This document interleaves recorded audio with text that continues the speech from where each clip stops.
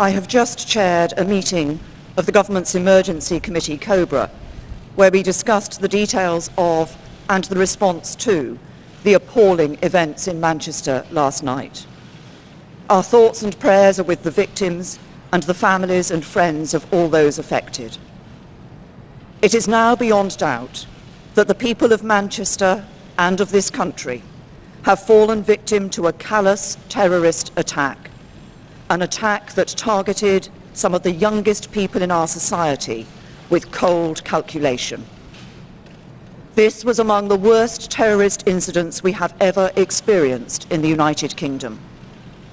And although it is not the first time Manchester has suffered in this way, it is the worst attack the city has experienced and the worst ever to hit the north of England. The police and security services are working at speed to establish the complete picture, but I want to tell you what I can at this stage. At 10:33 last night, the police were called to reports of an explosion at Manchester Arena in Manchester city centre near Victoria train station. We now know that a single terrorist detonated his improvised explosive device near one of the exits of the venue, deliberately choosing the time and place to cause maximum carnage and to kill and injure indiscriminately. The explosion coincided with the conclusion of a pop concert, which was attended by many young families and groups of children.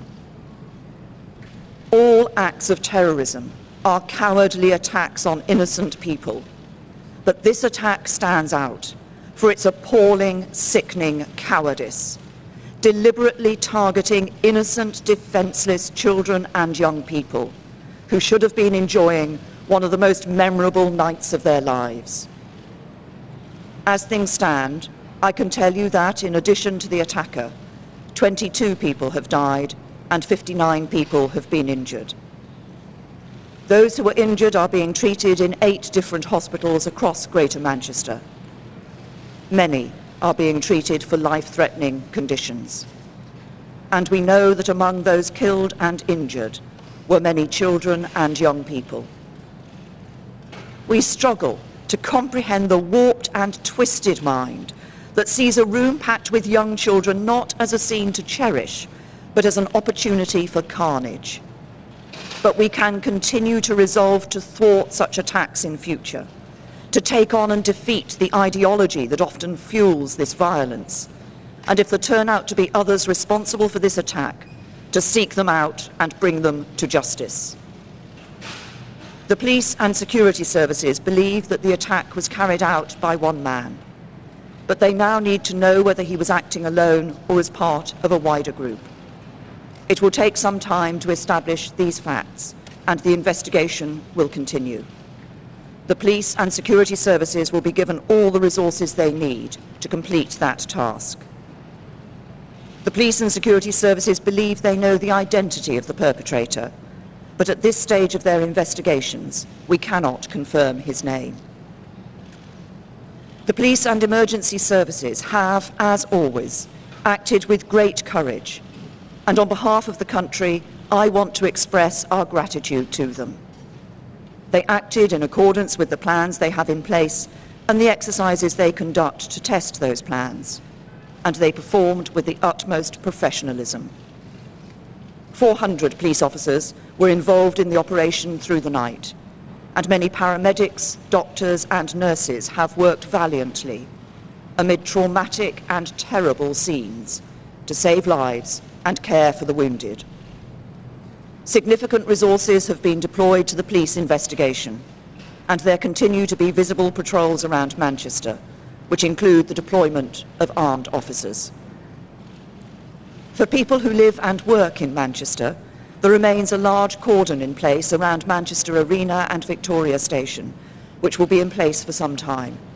The station is closed and will remain closed while a detailed forensic search is underway. We know that many friends and relatives of people caught up in the attack are still trying to find out what has happened to their children, brothers and sisters, parents and loved ones. So please, Think of those people who are experiencing unimaginable worry.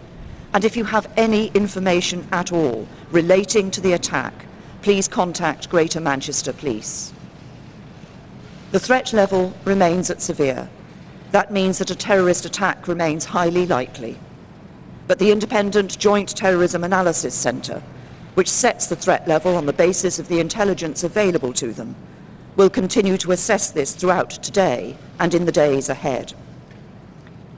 Later today, I will travel to Manchester to meet the Chief Constable of Greater Manchester Police, Ian Hopkins, the Mayor of Greater Manchester, Andy Burnham, and members of the emergency services who have come to Manchester's aid in its moment of need.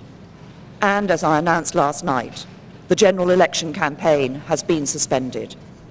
I will chair another meeting of COBRA later today.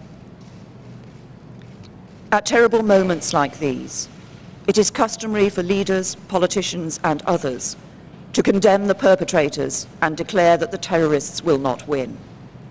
But the fact that we have been here before, and the fact that we need to say this again, does not make it any less true. For as so often while we experienced the worst of humanity in Manchester last night, we also saw the best. The cowardice of the attacker met the bravery of the emergency services and the people of Manchester. The attempt to divide us met countless acts of kindness that brought people closer together. And in the days ahead, those must be the things we remember.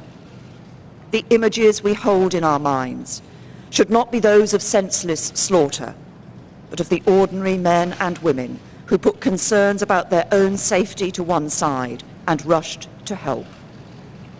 Of the men and women of the emergency services who worked tirelessly to bring comfort, to help, and to save lives. Of the messages of solidarity and hope of all those who opened their homes to the victims. For they are the images that embody the spirit of Manchester and the spirit of Britain, a spirit that through years of conflict and terrorism has never been broken and will never be broken. There will be difficult days ahead. We offer our thoughts and prayers to the family and friends of those affected. We offer our full support to the authorities, the emergency and the security services as they go about their work. And we all, every single one of us, stand with the people of Manchester at this terrible time. And today, let us remember those who died, and let us celebrate those who helped, safe in the knowledge that the terrorists will never win, and our values, our country, and our way of life will always prevail.